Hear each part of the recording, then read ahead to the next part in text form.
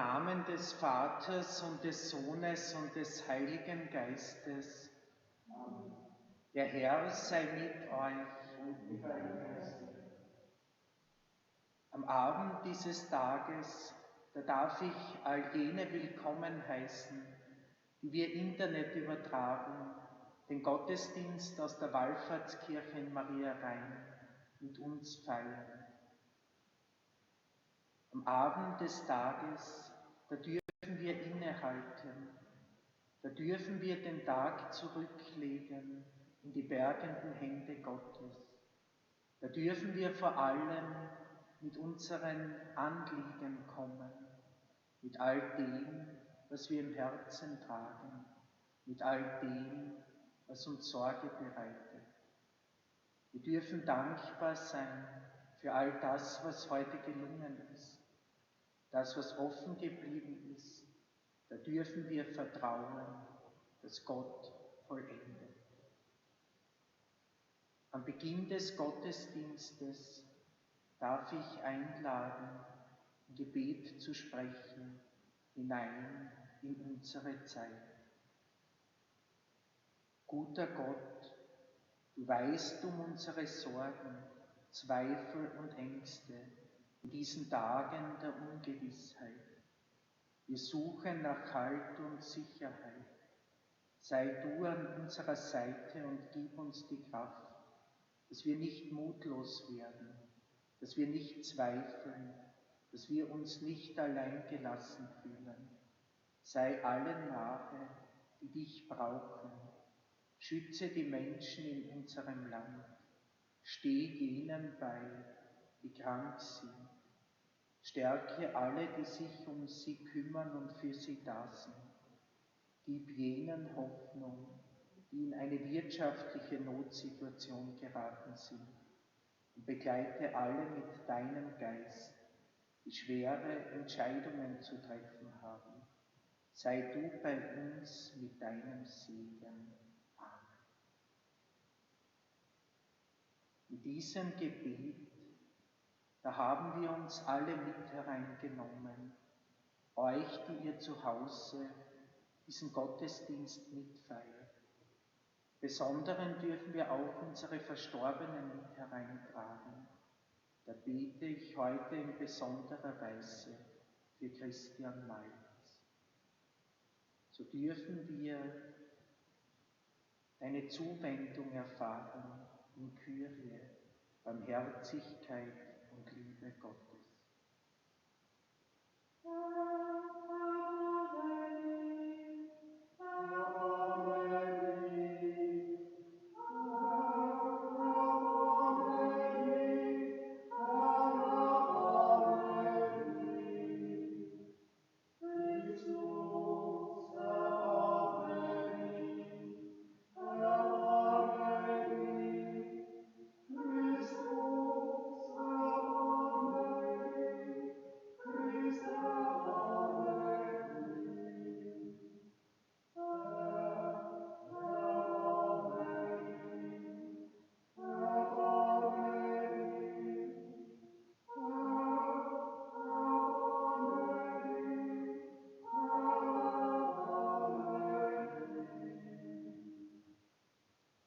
Der barmherzige Gott erbarme sich unser. Er lasse uns unsere Schwächen und Fehler nach. Er nehme uns an der Hand, begleite uns auf dem Weg zum ewigen Leben. Amen. Lasset uns beten.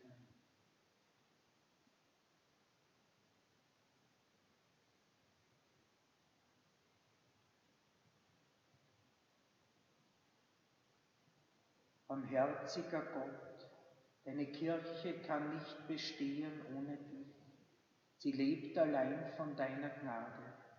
Reinige und festige sie und führe sie mit starker Hand. Darum bitten wir durch Christus, unseren Herrn. Amen.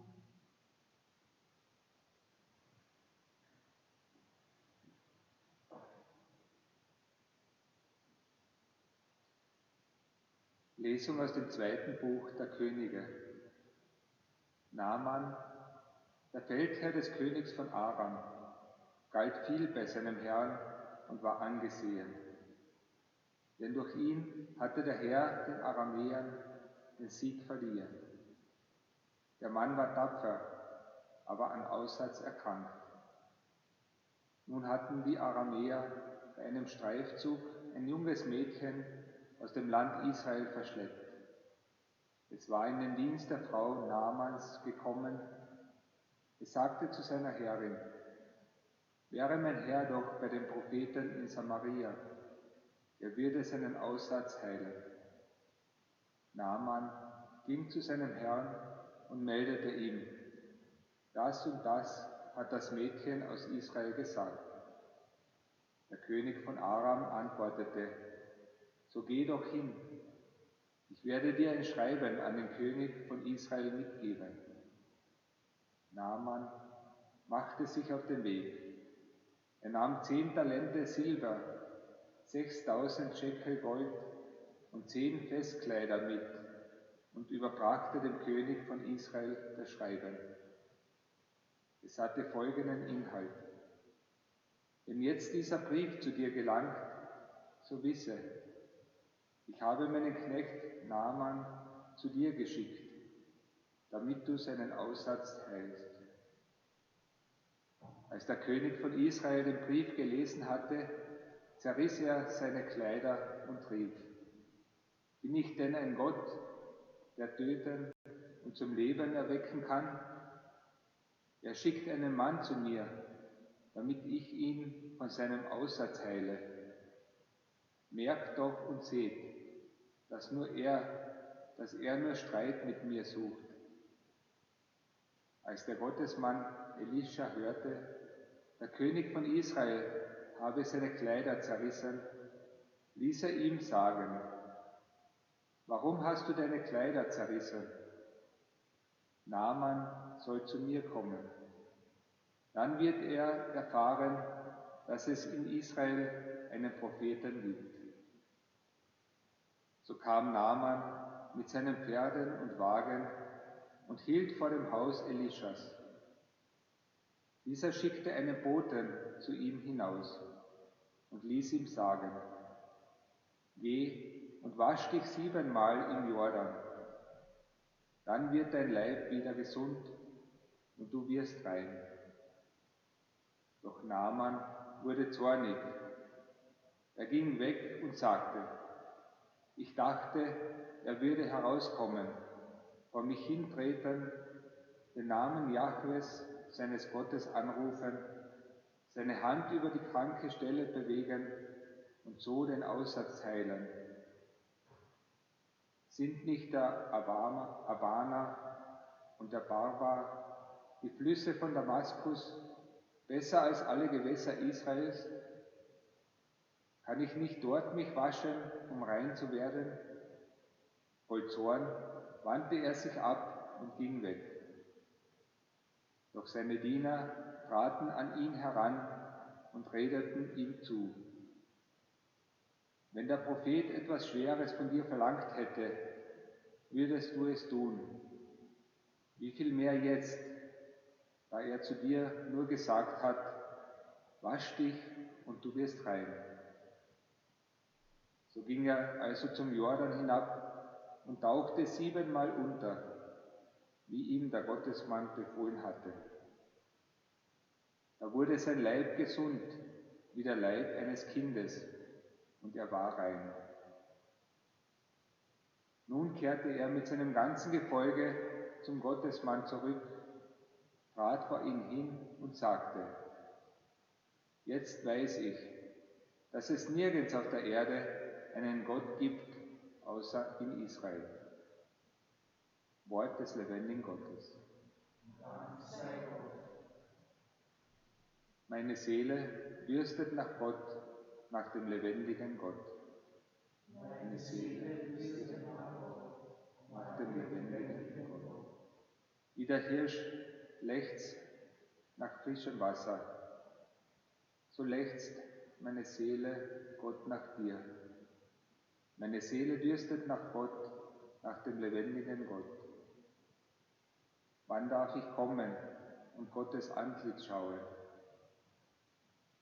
Meine Seele dürstet nach Gott, nach dem lebendigen Gott.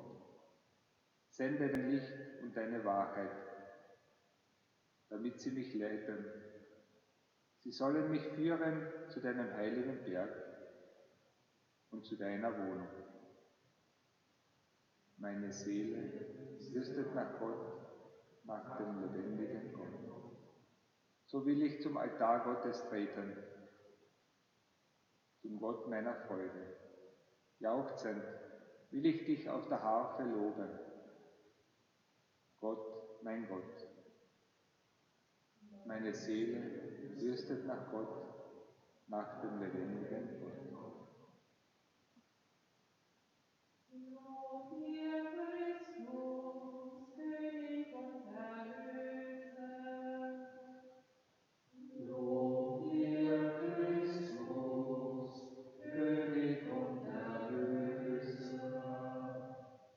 Ich hoffe auf den Herrn, ich warte voll Vertrauen auf sein Wort, denn beim Herrn ist die Huld, bei ihm ist Erlösung in Fülle.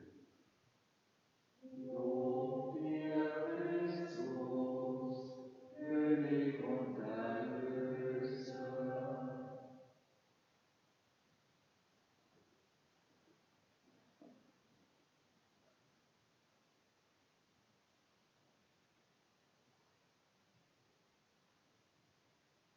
Der Herr sei mit euch und mit deinem Geist. Aus dem heiligen Evangelium nach Lukas. Ehre sei dir, o Herr.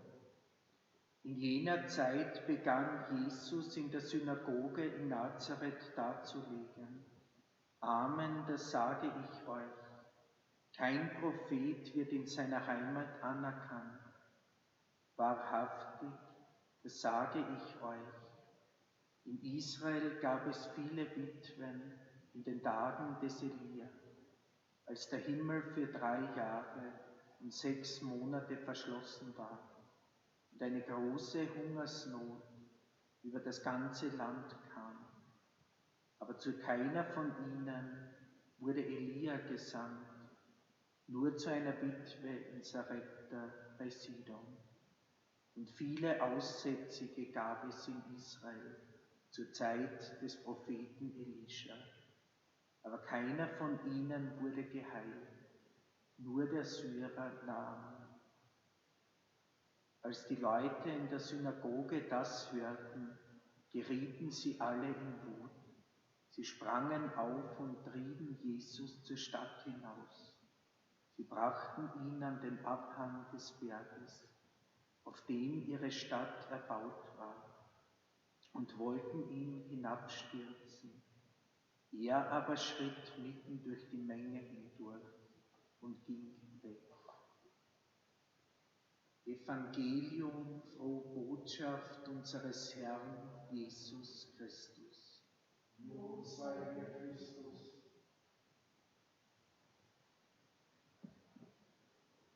Liebe Brüder und Schwestern, die ihr zu Hause, in den Familien, in euren Häusern und Wohnungen diesen Gottesdienst mitfeiert. Das Evangelium des heutigen Tages, es zeigt uns ein sehr starkes Bild vom Propheten, der in der Heimat nicht anerkannt ist. Die Bilder der großen Hungersnot, die im Land waren. Auch wir erleben derzeit in unseren Herzen so eine Hungersnot nach der Eucharistie. Wir sind in den letzten Tagen draufgekommen, dass es nicht selbstverständlich ist, dass wir heilige Messe feiern dürfen, dass es nicht selbstverständlich ist, dass wir den Leib Christi gereicht bekommen. Doch hinter dieser schwierigen Situation, da birgt sich eine große Chance, so wie es in der Lesung geheißen hat, innerlich auch umzukehren, heil zu werden Und hinter diesem Tuch der Fastenzeit, das sich über unser Land gelegt hat, da dürfen wir Christus von Neuem entdecken. Da dürfen wir ihn entdecken in seiner unendlichen Größe, in seiner Liebe. Da dürfen wir von Neuem entdecken das Gebet in der Familie, der Hauskirche, sich zu Hause um den Tisch zu versammeln und all die Anliegen, die in der Familie da sind, ins Gebet zu tragen, sich vielleicht ganz bewusst in der Familie hinzusetzen, das Vaterunser zu beten, das Gegrüßet seist du Maria, das Glaubensbekenntnis, die großen Gebetsschätze unserer Kirche und unserer christlichen Gemeinschaft, das Rosenkranzgebet, das so viele Menschen schon getröstet, vor allem auch im Herzen gestärkt hat. Ich danke da aber vor allem auch den Jugendlichen meiner Pfarre hier in Maria Rhein, die es möglich machen, dass wir Gottesdienst auf diese Weise feiern können, ganz unter dem Titel Kirche kommt zu Ihnen in Ihr Wohnzimmer. Diese Verbundenheit, die spüre ich gerade in dieser Feier. Auch wenn ich in die Kirche hineinschaue und sie heute leer ist, sehe ich gedanklich euch alle da sitzen, aus der Pfarrgemeinde, wie wir sonst Messe feiern. Wenn ich meine Augen schließe, dann sehe ich eure Gesichter in den Bänken sitzen, eure Anliegen, all das, was euch bewegt. Und das dürfen wir jetzt hineintragen in das Wunder, wenn Himmel und Erde sich berühren und Gott uns mit seinem Geist die Gaben Brot und Wein wandelt. Das heißt, die Wandlung, sie setzt nicht aus. Sie findet nicht nur hier einmal da statt, sondern auch bei euch zu Hause, die ihr diesen Gottesdienst mitfeiert. Ich bitte euch nun bei der Gabenbereitung, all das, was ihr im Herzen tragt, hineinzulegen in die Hostienschale. Sonst ist sie voll mit Hostien. Heute darf sie sich füllen mit euren Anliegen, mit euren Gedanken, mit all dem, was euch bewegt. Und dann dürfen wir erfahren, was es heißt, auch wenn wir uns physisch nicht sehen können, dass wir in einer tiefen Gebetsgemeinschaft der Eucharistie versammelt sind. Christus in unserer Mitte. Amen.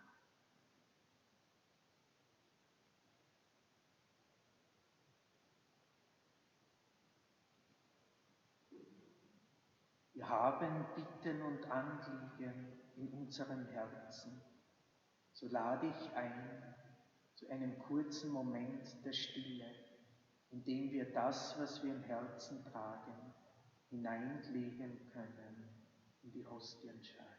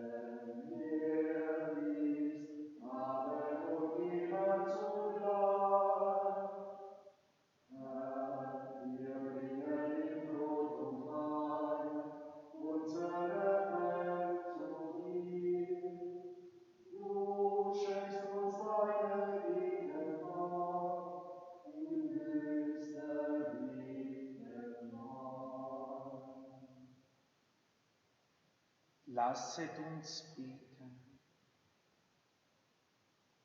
Herr, unser Gott, wir stehen als deine Diener vor dir und bringen unsere Gaben dar. Mache sie zum Sakrament, das uns Heil und Leben spendet. Darum bitten wir durch Christus, unseren Herrn. Amen. Der Herr sei mit euch. Erhebet die Herzen.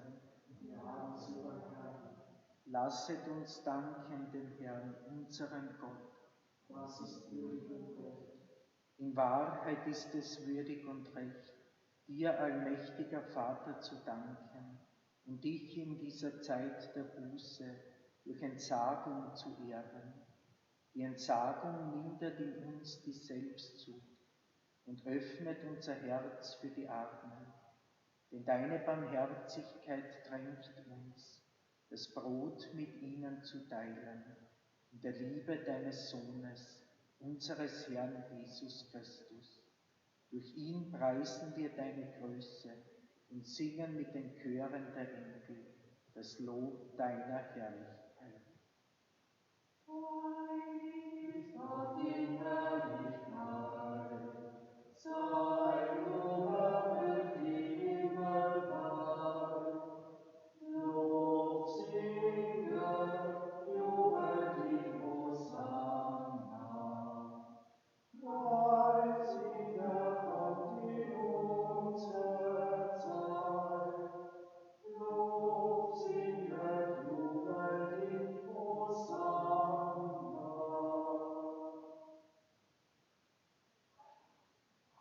Ja, du bist heilig, großer Gott. Du bist der Quell aller Heiligkeit. Darum bitten wir dich. Sende deinen Geist auf diese Gaben herab und heilige sie, damit sie uns werden, Leib und Blut deines Sohnes, unseres Herrn Jesus Christus. Denn am Abend, an dem er ausgeliefert wurde und sich aus freiem Willen dem Leiden unterwarf, nahm er das Brot und sagte Dank, brach es, reichte es seinen Jüngern und sprach: Nehmet und esset alle davon, das ist mein Leib, der für euch hingegeben wird.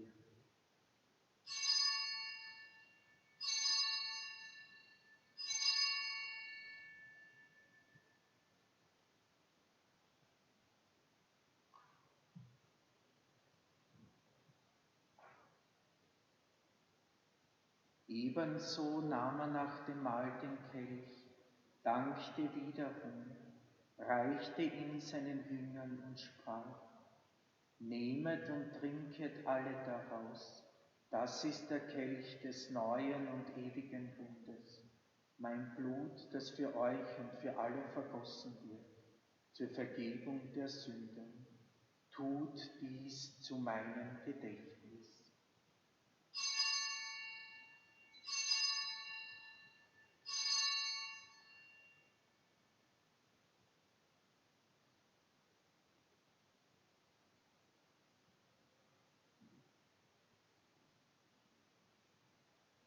Geheimnis des Glaubens.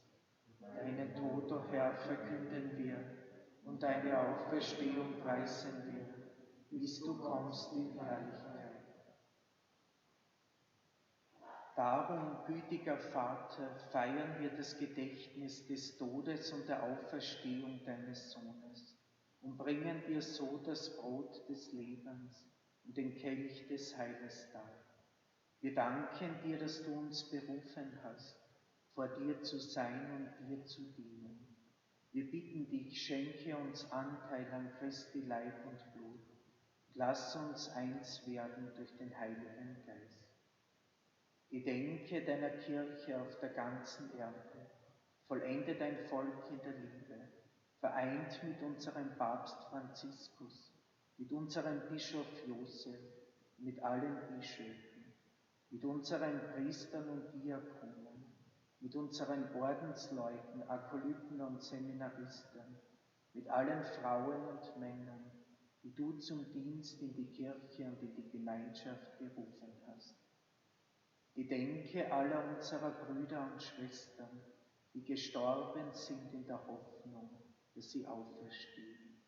Wir beten heute in besonderer Weise für Christian Malitz, für alle Verstorbenen, die ihr in euren Herzen trifft.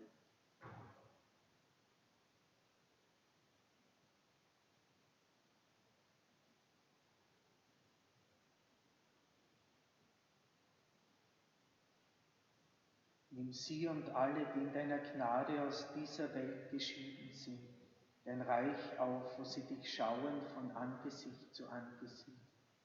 Vater, erbarme dich über uns alle, damit uns das ewige Leben zuteil wird. Der Gemeinschaft mit der seligen Jungfrau und Gottesmutter Maria, dem heiligen Josef, mit deinen Aposteln, mit unseren Namenspatronen und mit allen, die bei dir Gnade gefunden haben von Anbeginn der Welt, dass wir dich loben und preisen durch deinen Sohn, Jesus Christus. Durch ihn und mit ihm und in ihm ist dir, Gott, allmächtiger Vater, der Einheit des Heiligen Geistes, alle Herrlichkeit und Ehre, jetzt und in Ewigkeit. Amen. So dürfen wir miteinander und füreinander, verbunden aus dem Herzen heraus, das Gebet des Herrn sprechen. Vater unser im Himmel, geheiligt werde dein Name, dein Reich komme, dein Wille geschehe, wie im Himmel so auf Erden. Unser tägliches Brot gib uns heute und vergib uns unsere Schuld, wie auch wir vergeben unseren Schuldigern, und führe uns nicht in Versuchung, sondern erlöse uns von dem Bösen. Denn dein ist das Reich und die Kraft und die Herrlichkeit in Ewigkeit. Amen. Der auferstandene Herr Jesus Christus, er hat seinen Jüngern den Frieden zugesprochen. Und diesen göttlichen Frieden, den dürfen auch wir von Neuem empfangen, Herzen miteinander teilen, vor allem miteinander leben. So sei der Friede des Herrn alle Zeit mit euch. Und mit deinem Geist.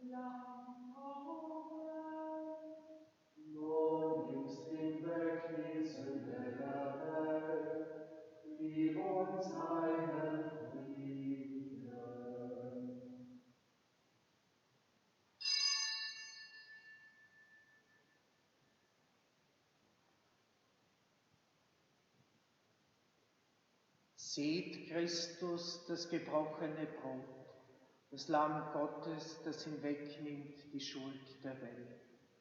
Herr, ich bin nicht würdig, dass du eingehst unter mein Dach, aber sprich nur ein Wort, so wird meine Seele gesund.